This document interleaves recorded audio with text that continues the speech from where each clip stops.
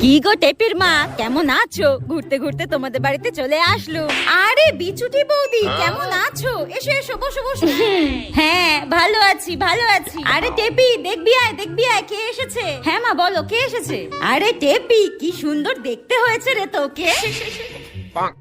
উফ, আমগুলো যে কি ভারী না, কোথায় যে রাখি। আরে টেপি, পিসির হাত থেকে আমগুলো নিয়ে যা ফ্রিজে রেখে আয়, যা যা। হ্যাঁ হ্যাঁ দাও। আরে না না না না না, এগুলো তোমাদের জন্য না, এটা তো কালিন্দী বৌদির জন্য। আর তাছাড়াও তোমরা তো আমার নিজের ঘরের মানুষ, তোমাদের জন্য এসব আনতে হয় নাকি? ধুর, কি যে বলো না। টেপি, যা তো, ফ্রিজে না ম্যাঙ্গো জুস রয়েছে, এত বড়, তোর বাবা নিয়ে এসেছে, যা তো নিয়ে আয় যা। হ্যাঁ বৌদি, ঠিক বলেছো ঠিক বলেছো, বড্ড গরম পড়েছে, নিয়ে এসো ঠান্ডা ঠান্ডা ম্যাঙ্গো জুস। আরে ওটা তোমার জন্য না, আর তুমি তো আমাদের নিজেরই লোক। আর তাছাড়াও তুমি তো ওই কালিন্দী বৌদির বাড়িতে যাবে, তা ওখানেই তো খাবে নিশ্চয়ই।